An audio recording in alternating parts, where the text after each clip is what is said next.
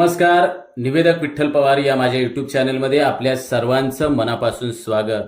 आज 14 April विश्वरत्न doctor Babasaheb Ambedkar यांचे जयंतीनिमित्त संपूर्ण कार्यक्रमाचं सूत्रसंचालन कसं करावं याबद्दलचा नमुना पाठ आपल्या समोर सादर करत आहे. माझ्या युट्यूब चॅनलला जर आपण सबस्क्राईब केलं नसेल तर सबस्क्राईब करा आणि व्हिडिओ आवडल्यास लाईक, शेअर आणि कमेंट्स करायला विसरू नका. चला तर पाहूया विश्वरत्न डॉक्टर बाबासाहेब आंबेडकर यांचे जयंतीनिमित्त संपूर्ण कार्यक्रमाचं सूत्रसंचालन. आज 14 एप्रिल भारतरत्न डॉक्टर बाबासाहेब आंबेडकर यांची जयंती. त्या प्रसंगी डॉक्टर बाबासाहेब आंबेडकरांच्या कार्यास व स्मृतीस विनम्र अभिवादन. गोरगरिबांचे, सर्वसामान्यांचे, लोककल्याणकारी कैवारी म्हणजे बाबासाहेब. पिचलेल्या ठेचलेल्यांची दाई म्हणजे बाबासाहेब. काम बनून न जाता स्वाभिमानाने जगायला शिकवणारे बाबासाहेब.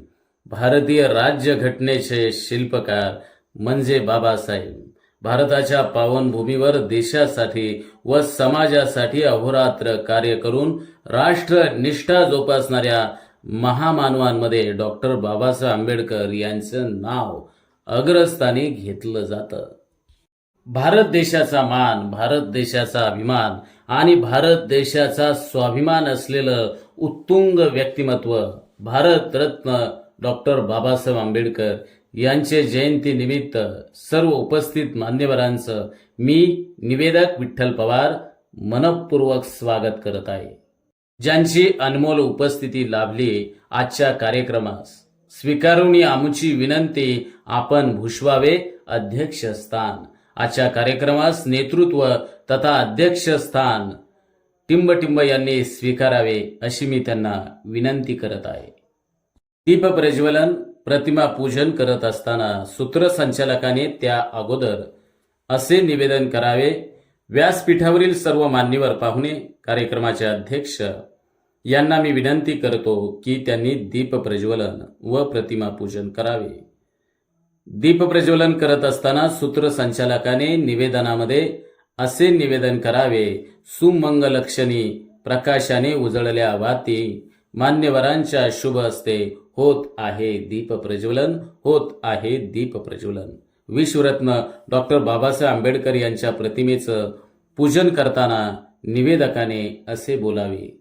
सागराचे पाणी कधी आटणार नाही, भीमाची आठवण कधी मिटणार नाही. अरे एकच जन्म काय, हजार जन्म घेतले तरी बाबासाहेबांचे उपकार कधीच पिटणार नाही. बाबासाहेबांचे उपकार कधीच पिटणार नाही. या पृथ्वी तलावरती एकच साहेब, ते म्हणजे विश्वरत्न डॉक्टर बाबासाहेब आंबेडकर. बाबासाहेब आंबेडकरांच्या जयंतीनिमित्त विनम्र अभिवादन करत विश्वरत्न डॉक्टर बाबासाहेब आंबेडकरांचा विजय असो असं सूत्रसंचालकानं या प्रसंगी बोलावे. मान्यवर परिचय व स्वागत करत असताना सूत्रसंचालकाने व्यासपीठावरील मान्यवरांचा त्यांच्या पदानुसार परिचय करून द्यावा.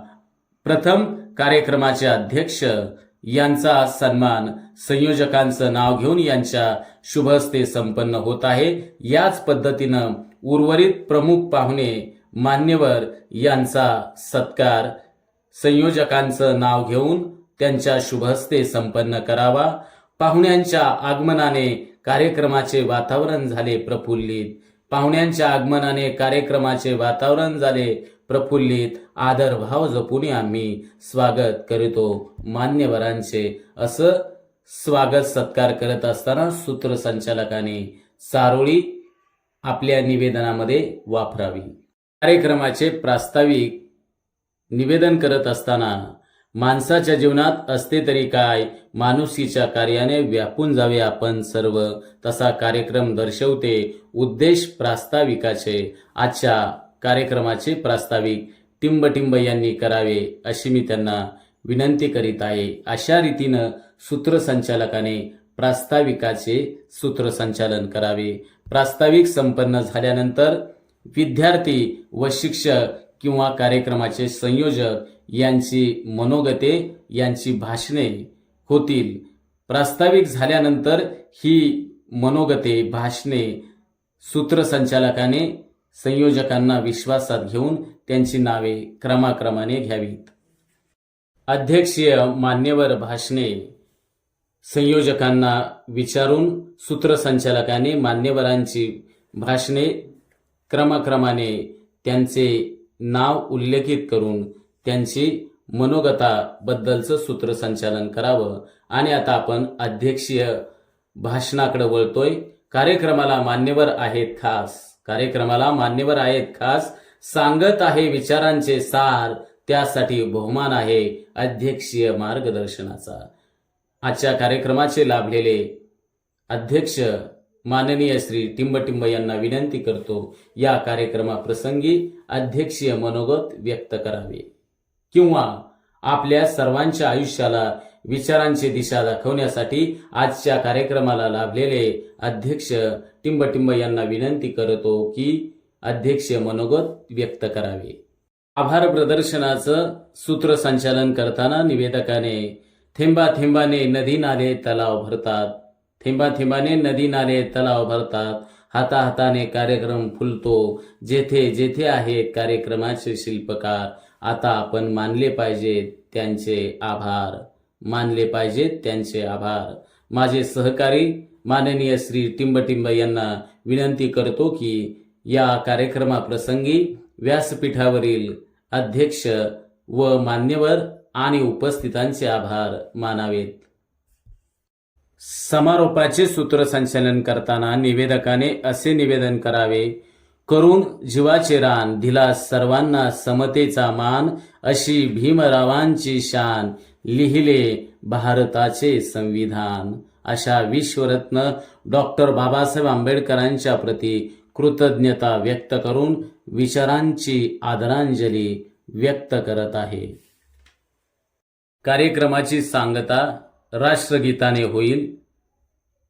सभागृहातील सर्व उपस्थित व्यासपीठावरील उपस्थित मान्यवर यांना विनंती करतो की आपल्या जागेवरती सर्वांनी सावधान स्थितीमध्ये थांबायचंय. आपल्या देशाचे गौरवगीत म्हणून संबोधल्या जाणाऱ्या राष्ट्रगीताने आजच्या कार्यक्रमाची सांगता होत आहे. तरी मी सर्व उपस्थितांना विनंती करीत आहे की आपण जागेवरती उभे राहावे. एक साथ सावधान, एक साथ ऊंची आवाज में राष्ट्रगीत शुरू करेंगे. शुरू कर. राष्ट्रगीत सुरू होईल. त्यानंतर राष्ट्रगीत संपल्यानंतर निवेदकाने घोषणा द्याव्यात. भारत माता की जय, वंदे मातरम.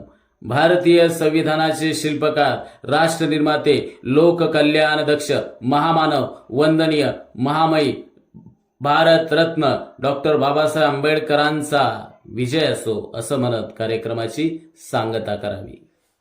या कार्यक्रमाप्रसंगी सूत्रसंचालकाने प्रसंगानुरूप त्या ठिकाणी चारोळ्या सुबोध वाक्यांचा वापर करून सूत्रसंचालन प्रभावी करावे. त्यामधील काही चारोळ्या, काही निवडक वाक्य आपल्यासाठी माहितीस्तव देत आहे.